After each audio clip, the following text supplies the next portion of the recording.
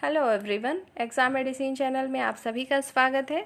बात करेंगे हम Allahabad university non teaching recruitment की। हिंदी कंपलसरी है आप सभी को, सभी के पोस्ट के लिए अनिवार्य है। 15 क्वेश्चन यहाँ से देखने को मिलेंगे। 30 नंबर की टोटल आपकी हिंदी आने वाली है। मैंने लगभग सभी टॉपिक कवर कर दिए हैं जो भी आपके सिलेबस में था। सिलेबस में जो टॉपिक लिखे गए हैं उसको तो आपको पढ़ना है, उसके अलावा भी कुछ कॉमन टॉपिक पढ़ना है क्योंकि वहाँ पर इत्यादि लिखा हुआ है।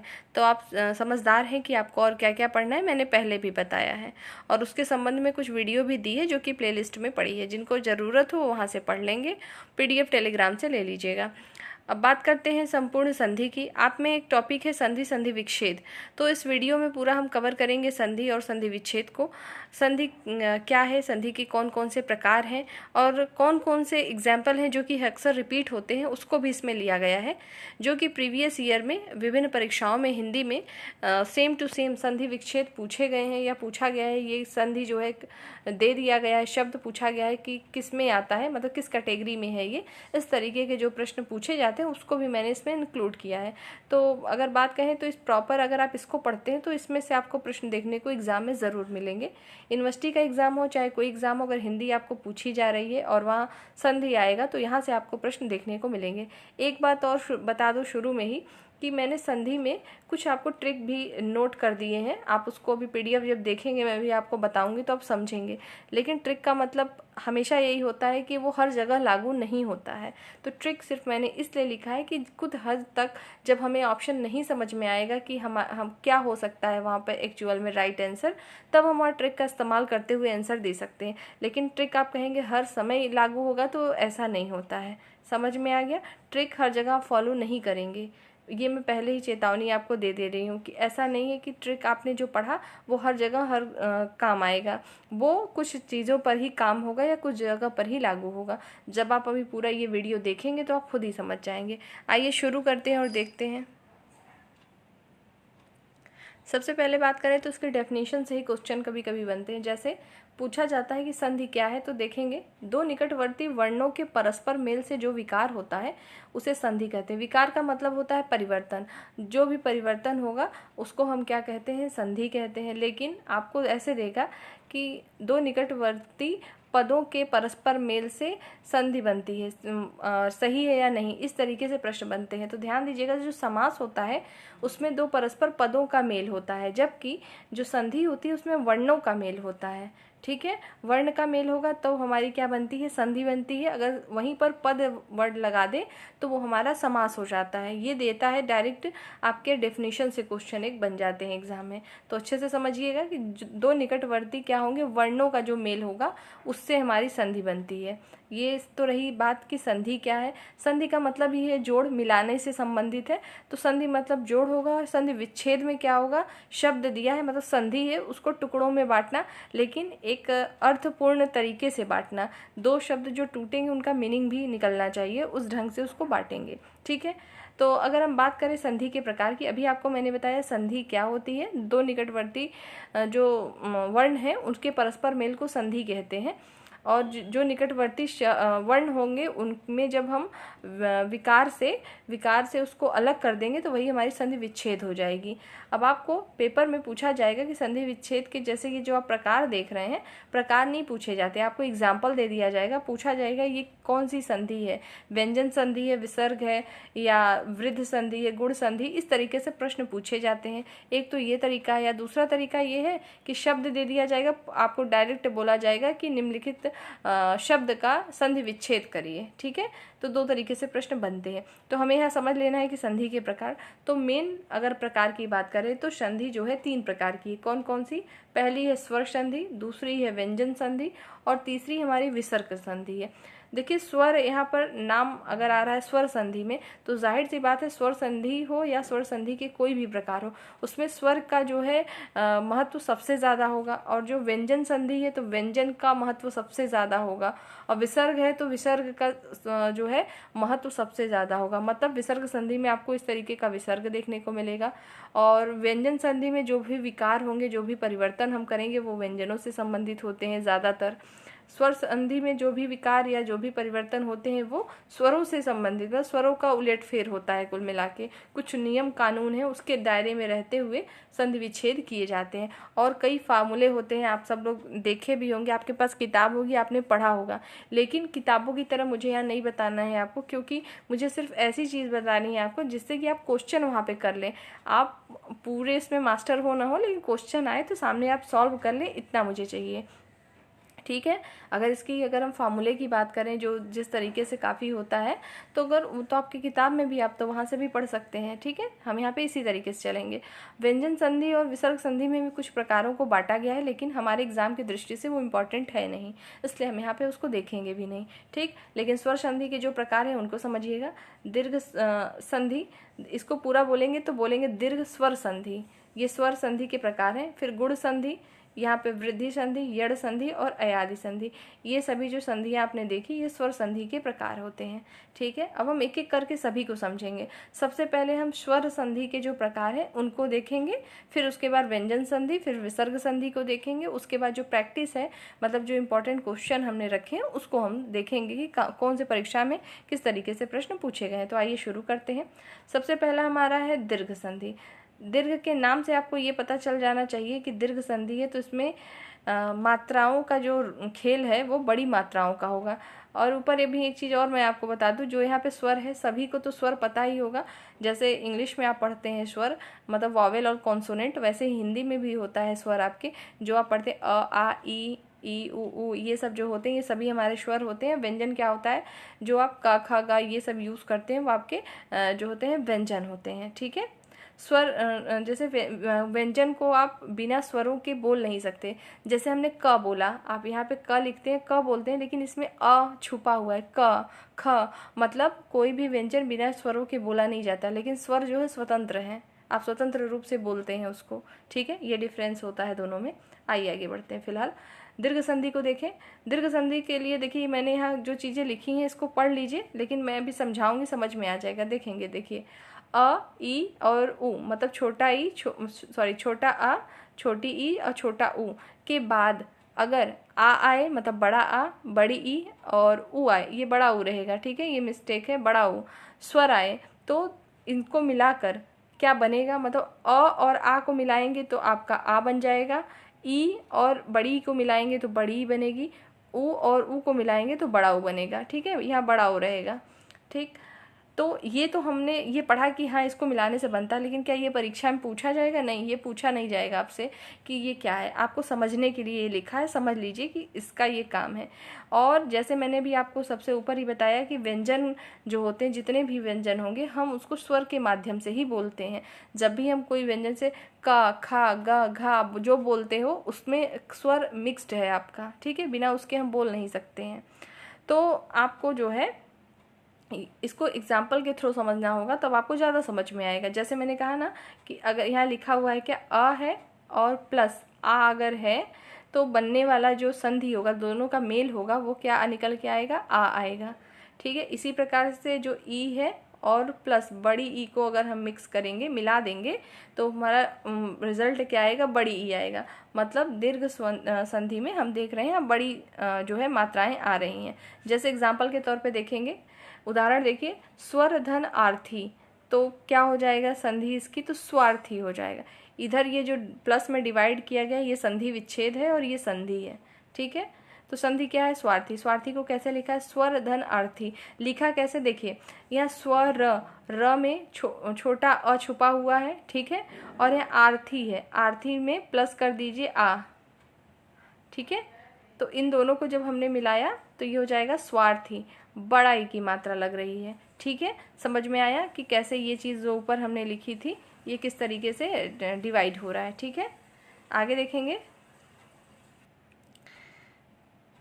जैसे कि यहाँ तक आपने देखा, और ये जो ट्रिक है जैसा कि मैंने आपको बताया कि हर जगह पे फॉलो नहीं होती, तो वैसे ही जान लीजिएगा कि कुछ ही शब्द होंगे जहाँ पर ये ट्रिक फॉलो होगी। लेकिन ऐसा केस है आपको नहीं आ रहा है एग्जाम में, ऑप्शन 4 दिए गए हैं, तो आप क्या करें, तो गेस इस ट्रिक के द्वारा कर सकते हैं आप। जैसे हर जगह पे आपको बड़ा ई की मात्रा जहाँ दिखाई दे, बड़ा ई का मतलब है बड़ा मात्रा होगा, चाहे बड़ा आ हो, बड़ी ई हो, बड़ा ऊ हो। जैसे देखिए एग्जाम्पल, परीक्षा, धूप, वधूपकार, सूर्यास्त, शरणार्थी, सब में क्या है, बड़ा ई की मात्रा आपको दिखाई दे रहा है। इसमें बड़ी ई है, यहाँ देखेंगे वधूपकार बड़ा ऊ लगा हुआ है, यहाँ पर भी है, और यहाँ पर बड़ी की मात्रा लगी है। तो उस तरीके से ट्रिक से हम कैच कर सकते हैं क्या सही होगा। आगे बढ़ते हैं। अब हम देखेंगे गुण संधि। गुण संधि में क्या रूल है उसको देखिए पहले।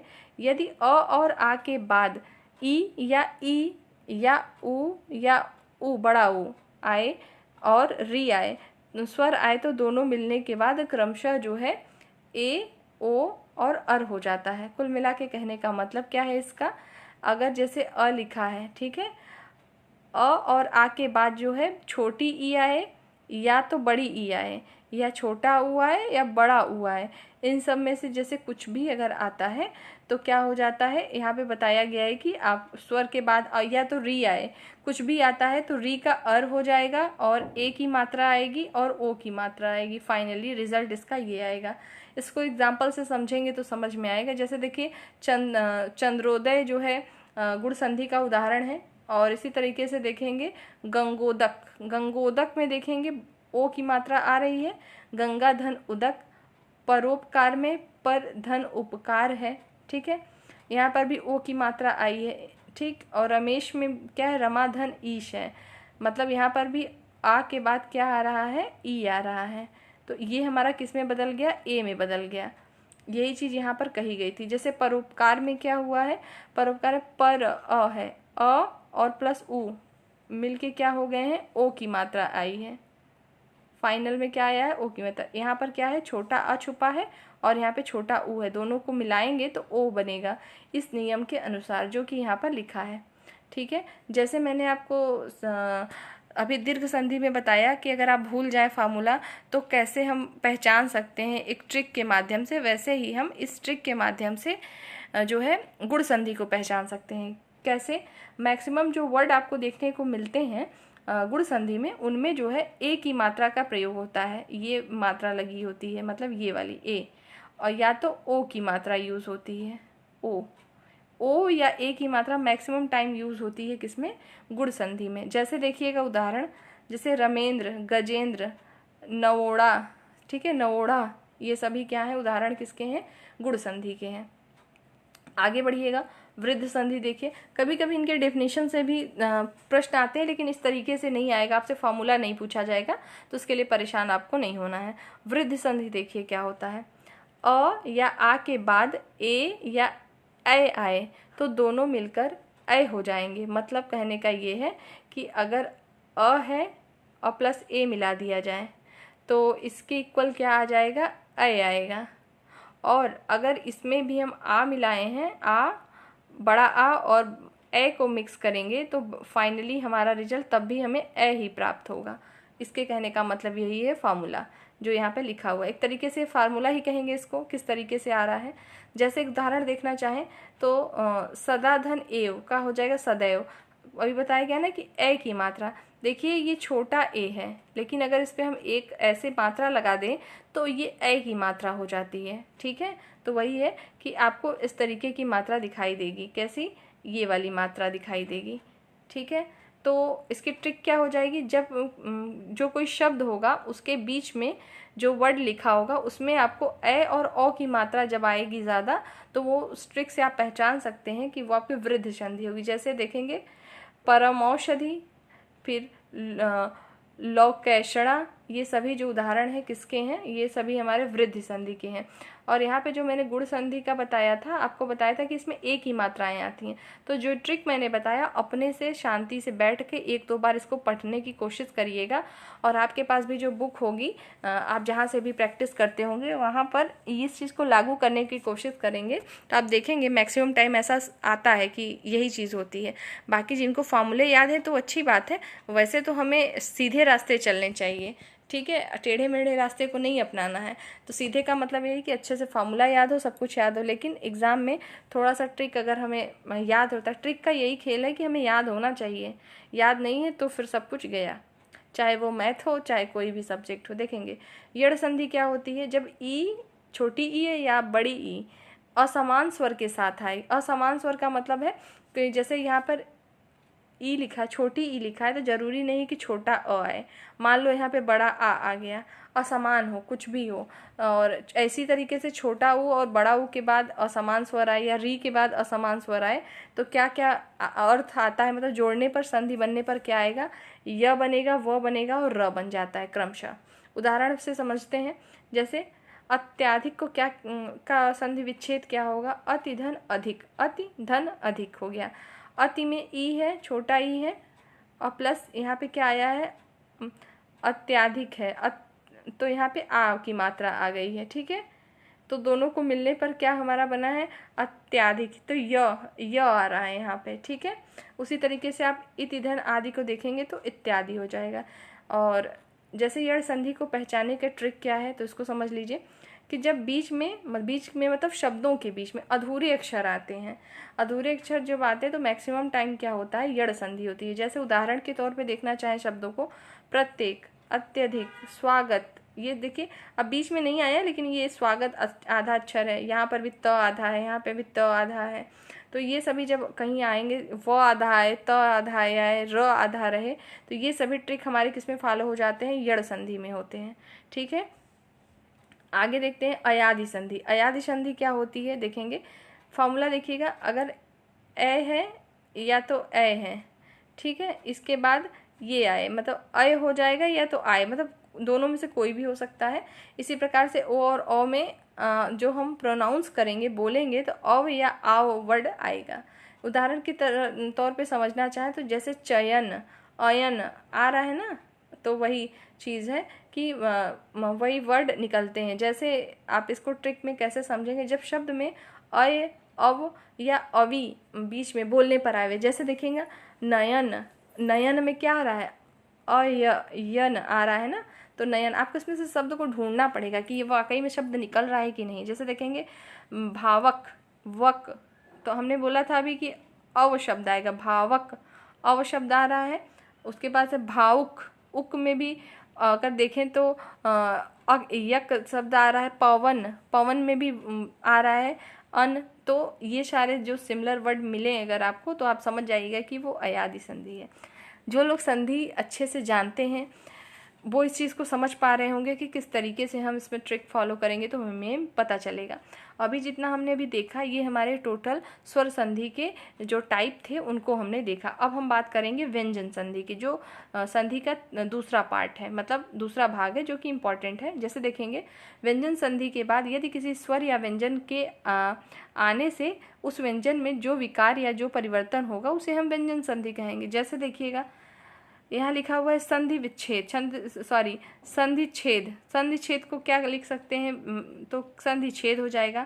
आच्छादन का क्या होगा, आधन छादन हो जाएगा, ठीक है। तो देख रहे हैं यहाँ पर मात्रा है और यहाँ पे छ लगा हुआ है, मतलब कहने का यह जो अगर कोई अक्षर आधा है तो उसमें स्वर का प्रयोग नहीं होता है। जैसे य है तो इसमें स्वर शामिल है य, लेकिन अगर हम आधे य को ऐसे लिखें तो इसमें स्वर शामिल नहीं है, ठीक है। तो वही चीज़ है कि स्वर रहे या ना रहे, स्वर और व्यंजन को में जो विकार होगा, जो परिवर्तन होगा, उसे कहेंगे। जैसे यहाँ पे लिखा है दिग्विजय, यहाँ पे जो आधा ग है तो ग कोई स्वर नहीं है, जब हम ग को पूरा लिखेंगे तभी ये स्वर माना जाएगा। तो दिक धन विजय, इसका जो हो जाएगा संधि विच्छेद हो जाएगा, ठीक है। ट्रिक में क्या सकते हैं, देखिए व्यंजन संधि मैक्सिमम आप देखेंगे तो 4-5 अक्षर के होते हैं, जैसे कि बड़े बड़े थोड़े से अक्षर दिखाई देते हैं व्यंजन संधि में।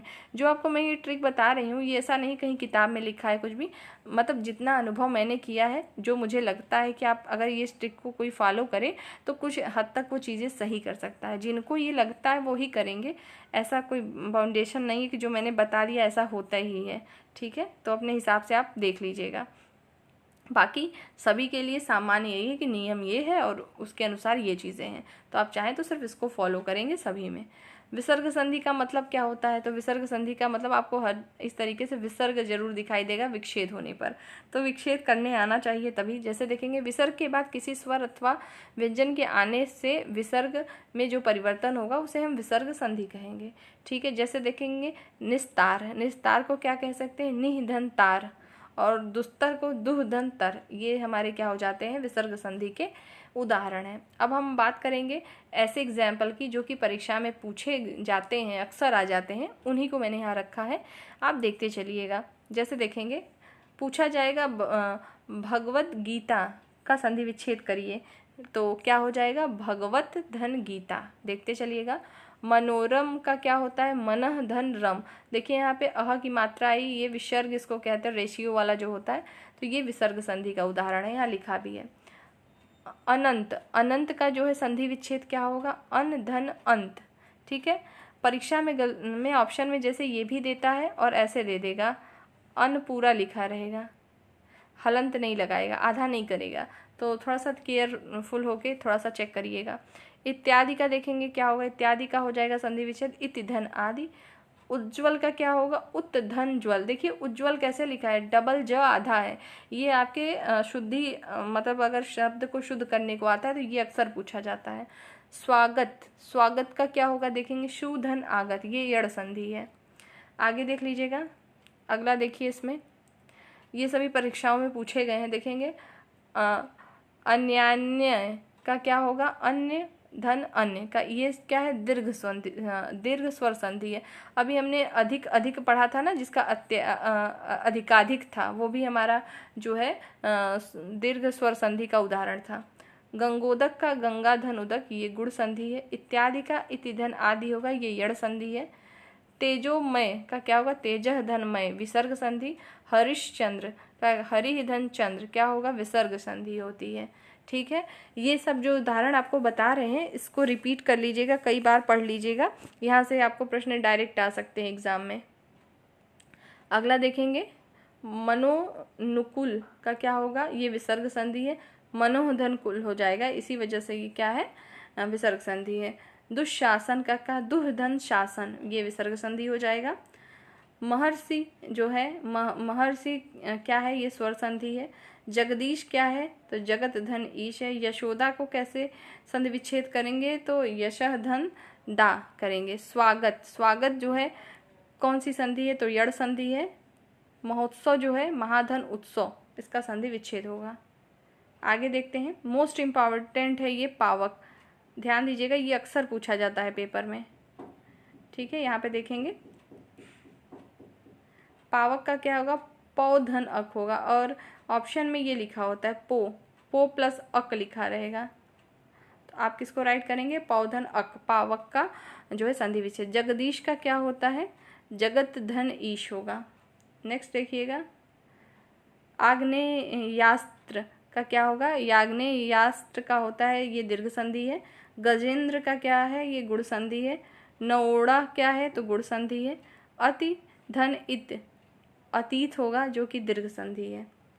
नेक्स्ट बात करें, अगला देखिएगा, लोकधन ऐषणा किसका संधि विच्छेद है, तो लोकैषणा का है, और ये जो है वृद्ध संधि है।